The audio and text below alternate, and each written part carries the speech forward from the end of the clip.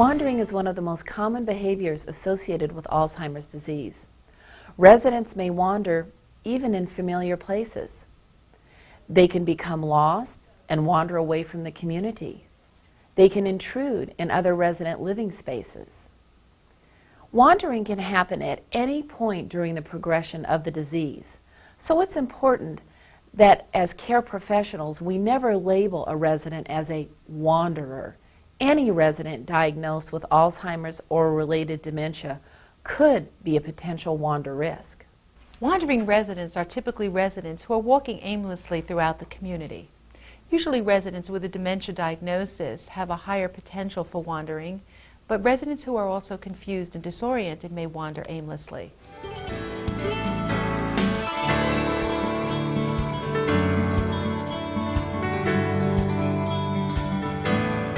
Well, I'd never thought that pacing, or what most people call wandering, was aimless, because in that person's mind they're going somewhere.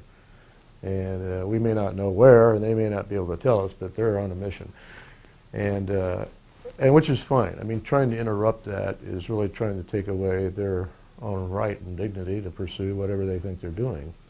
I think the important thing is to realize that they're burning up a lot of calories, and that we need to keep up with their nutrition and hydration. And I think a lot of times it's more of a problem for us as caregivers or operators, and it's probably much less of a problem for the resident. Wandering may never be an issue for the resident if the resident is safe. Residents who are curious typically wander throughout community looking for companionship or things to do. The best practice for staff is to redirect them to a group activity or to give them something purposeful and meaningful to pursue. Exit-seeking behaviors are typically with residents who have an agenda or a purpose. They are looking for ways to go home, go shopping, or have a reason for wanting to leave the community. An eloper may be very calm. They may be very unconcerned about where they are or maybe even where they're going. They just tend to see a door and want to go throughout the other side. Sometimes elopers will have a plan.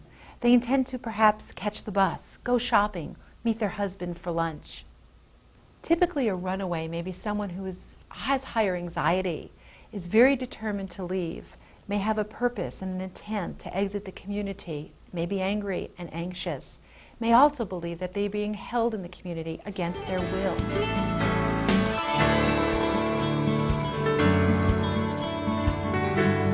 Some experts have categorized wandering. It is helpful to be aware that there are different types of wandering which might require different interventions. Let's discuss some of these. In checking, the resident repeatedly seeks the whereabouts of the caregiver or another person. Trailing appears to be an extreme form of checking in which the subject tends to follow the caregiver or another person around excessively, walking closely behind them. There are some particular caregiver concerns you will have when a person tends to trail excessively. First off, if that resident is excessively following close with another resident, that can be very stressful for the other resident as well. So you'll want to make sure that there is adequate time apart. When a resident tends to trail a caregiver, this can be a particular concern when the caregiver leaves the unit. You'll want to be very sure that that resident has not followed you out the door. You may want to ask another caregiver to use methods of distraction to engage the resident in an activity while you exit out of the door away from their sight. Pottering is another form of wandering. With pottering, the resident walks around the community, garden, inside, outside, apparently trying, but ineffectively, to carry out tasks. Washing or drying things, cleaning, weeding, etc. With pottering, the caregiver can help the resident be successful in tasks. Give them simple one-step things to do, or work side by side with the resident so that they can feel the accomplishment of completing a task. Aimless walking. The resident walks around inside or outside without there being any evidence of a purpose. These residents often just aimlessly roam the facility, opening doors, closing doors, walking down the hallways, walking in common areas, without what appears to be a particular purpose. A major caregiver concern when we have a resident who wanders aimlessly is that they may be walking so much that they are burning so many calories, weight loss can be a concern. I think the important thing is to realize that they're burning up a lot of calories and that we need to keep up with their nutrition and hydration. Fatigue can also be a major concern. The resident simply exhausts himself by walking and walking. It is very helpful when you can engage this resident in activities. If they allow you, take their hand and sit down, encouraging the resident to sit with you and rest for a little bit. Offering the resident a snack at a seated table can also be helpful. Walking directed towards an inappropriate purpose. The resident's walking seems to be directed towards a purpose, but the purpose is inappropriate. For example, this could be a resident who searches and searches for a deceased relative. When walking directed towards an inappropriate purpose, you may find that this resident often invades the privacy of other residents by going in and out of their rooms. Most of the people that we find go in other people's rooms are picking up stuff and dropping off other stuff. And we have several of our residents right now that have created a lot of problems that way. They take hearing aids and dentures. And you may find that this resident could have increased agitation when they're not able to find what they're looking for. Redirecting this resident in an entirely new activity or thought line could be helpful. You may also find that it is helpful to reminisce with the resident, looking at positive items such as photos, etc. The resident is on the move for an abnormally large part of the time. Perhaps this resident also associates with aimless wandering as well. This resident is busy, busy, busy. Again, like some of our other concerns where a resident is walking constantly, we want to be aware, are they getting adequate periods of rest? Are they getting proper nutrition? Sometimes residents will enjoy activities of a repetitive nature, such as sorting items or counting items. Nighttime walking. This is a resident who wanders frequently during nighttime hours. Now, of course, this would not apply to a resident that simply needs to get up a few times to use the toilet during the night. We're talking about a resident, again, who is wandering during nighttime hours. This resident must be checked frequently throughout nighttime hours. We can never assume the resident is sleeping safely when they tend to wander during nighttime hours. I think vigilance on the part of the caregivers, continually checking, being vigilant when visitors are around are the main things. In addition to providing nighttime checks, make sure the physical environment is comfortable for the resident. They have enough blankets on their bedclothes fit properly, they've had adequate hydration, and so forth. Provide comfort and reassurance to the resident during these nighttime hours. Chronic exit-seeking behaviors. Not all residents who wander will leave our community, but we should assume that all residents are at risk. Some residents are elopement-seeking rather than wandering. A resident who has strong exit-seeking behaviors is a very significant safety concern for us and will need definite reevaluation. As you can see, wandering does take on many different forms. What's important is that you as a professional caregiver know your resident needs. You know the typical behaviors you can expect, but you're always ready for the unexpected.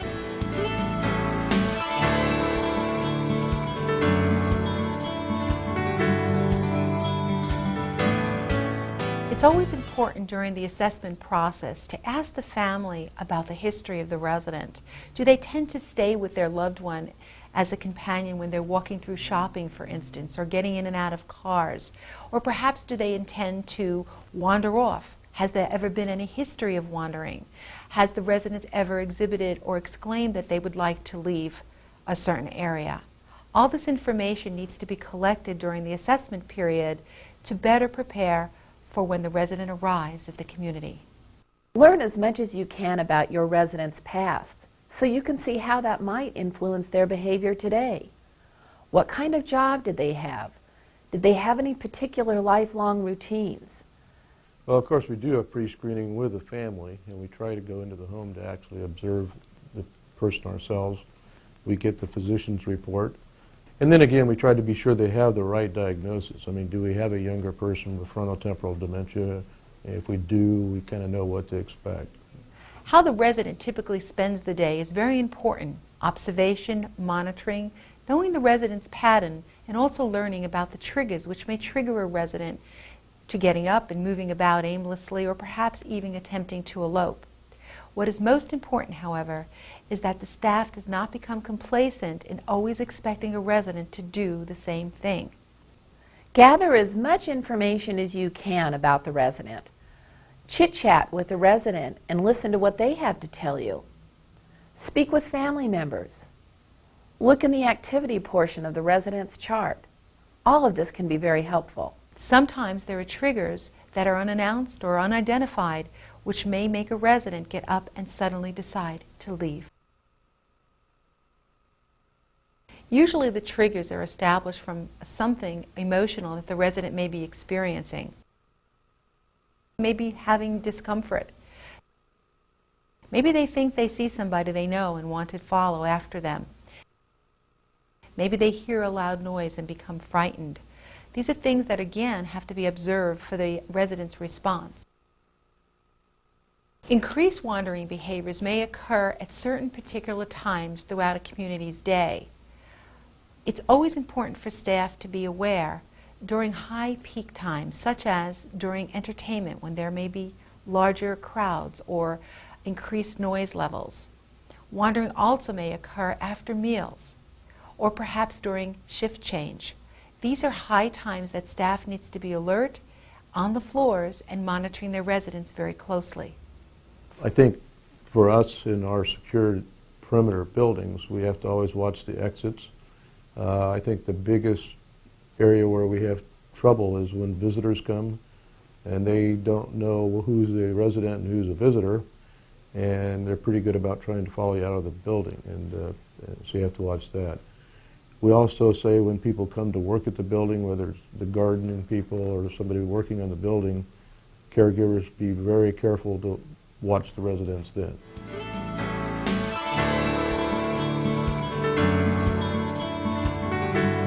There can be many causes for wandering.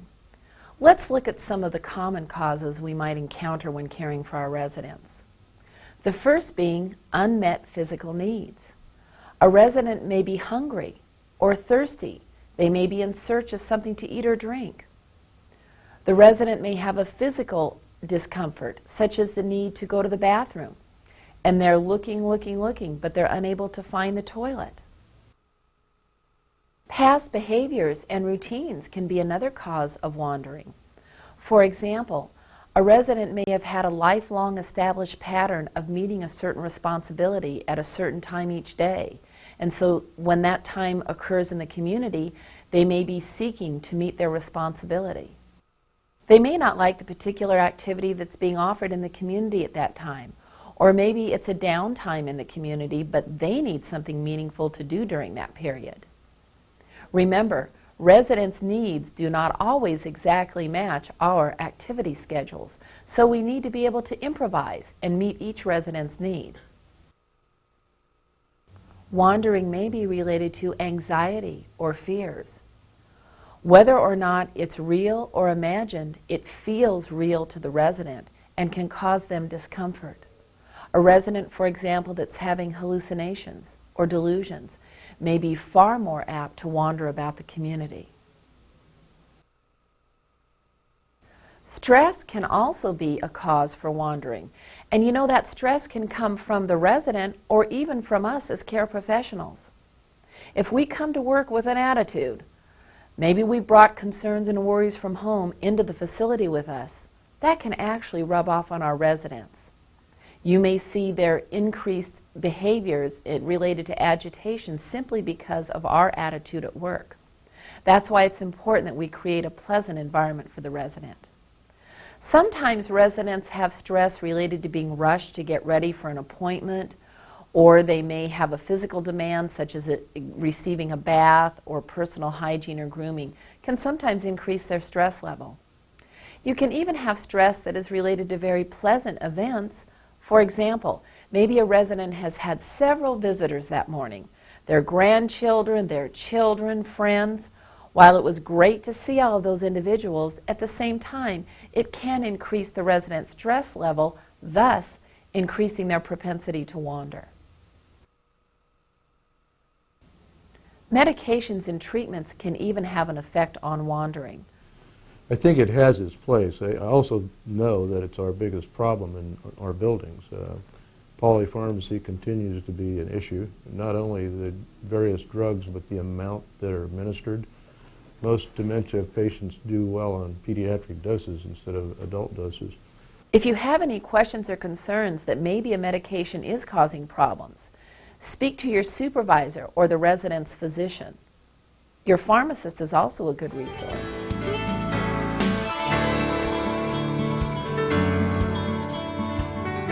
Let's review some tips when caring for residents who might wander.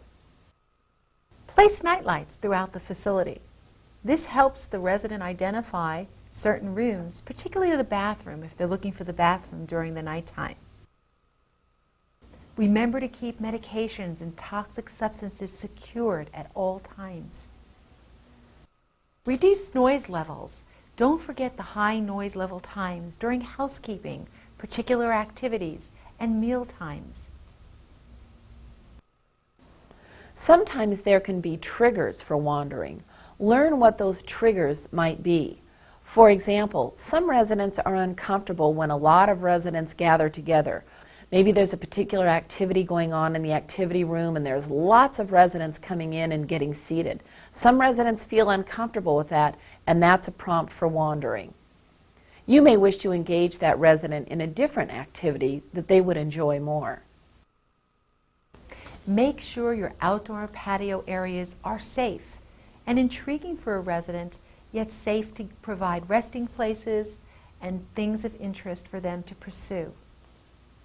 For example, your foliage should always be non-toxic. Clearly label all residents' doors so they can identify their rooms, particularly their bedroom and their bathroom. Make sure your community maintains updated photos of the resident. Furniture should also be safely placed so as not to have obstacles in the way of a wandering resident. Make sure the residents are engaged in activities throughout most of the day, things that the residents like to do.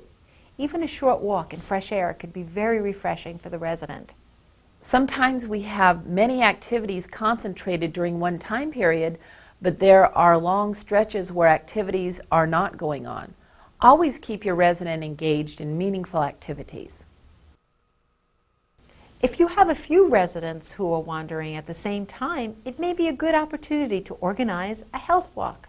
Residents can join together and walk outdoors or throughout the community, more guided than just aimlessly wandering.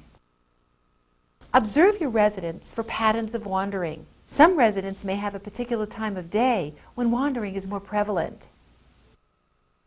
During sundowning, late afternoon or early evening, residents' behaviors of wandering may increase. Make sure you plan for these moments, whether they're engaged in a constructive activity or even some one-to-one quiet time. Residents usually respond when they are connected to another person. If a resident appears fearful or anxious, try and determine why. Talk to the resident. Remember, it is their reality. Never diminish their concerns. Listen attentively. Provide gentle reassurance. Don't forget that there may be a physical reason residents are wandering. Check for bathroom times. Make sure they are comfortable, not too hot or too cold, and make sure they're not in pain. Anticipate the resident's physical needs. If it's been a couple of hours since the resident has eaten, you know they might be needing a little snack.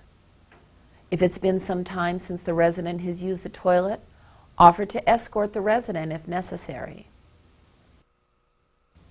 Be sure the resident always has plenty of fluids available.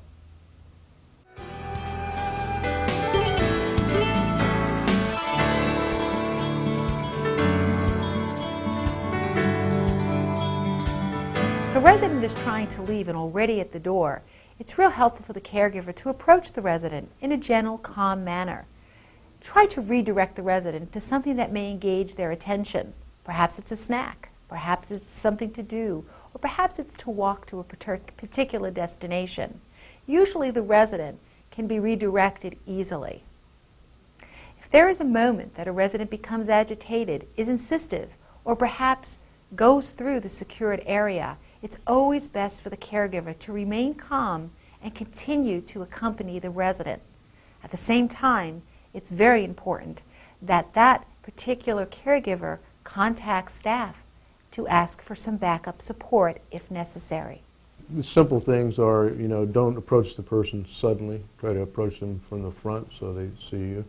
Don't use a lot of repetitive words, just simple statements.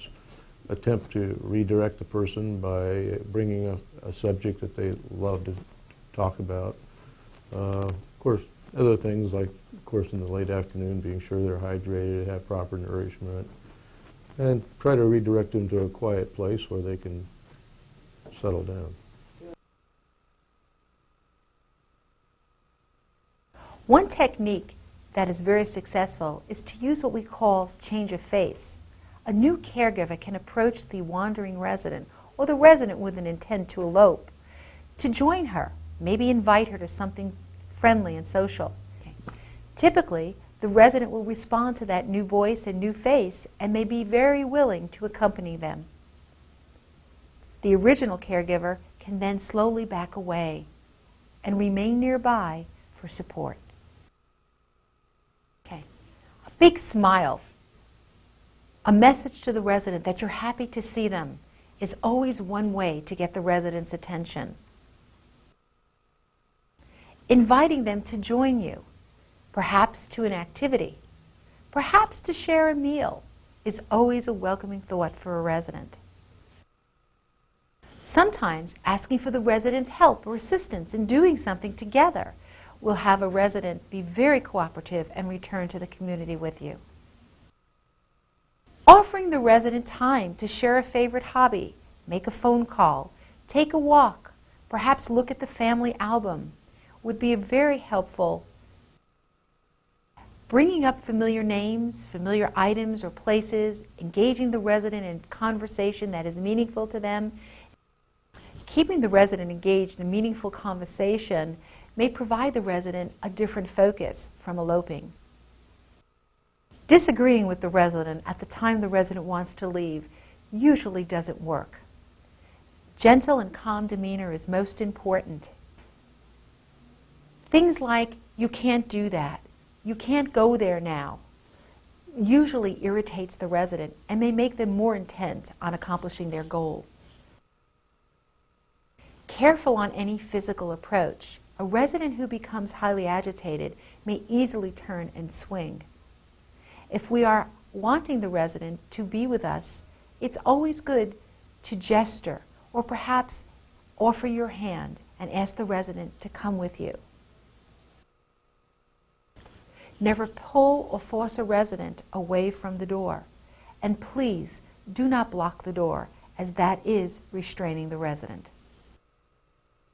If the resident is intent on leaving and actually leaves the secured area, it's the caregiver's responsibility to call for help. Notify other departments, notify other caregivers so that everybody is alerted into meeting and greeting the resident and using redirection techniques so they can redirect them back into the community. Sometimes it takes more than a few minutes to redirect a resident back into the community. Our caregivers may be going for a brisk walk. Other caregivers may be involved in redirection, but in a good amount of time, residents typically begin to retrust and are easily redirected back.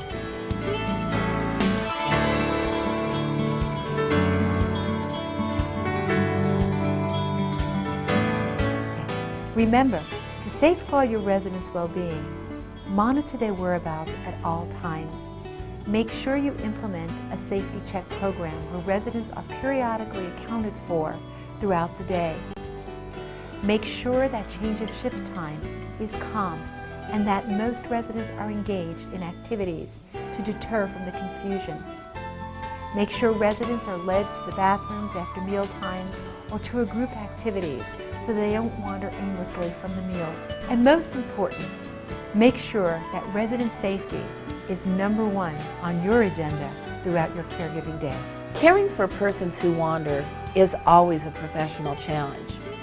But the more care techniques you know, ideas for creative activities, good resident-specific interventions you have ready is what makes you a fantastic professional caregiver.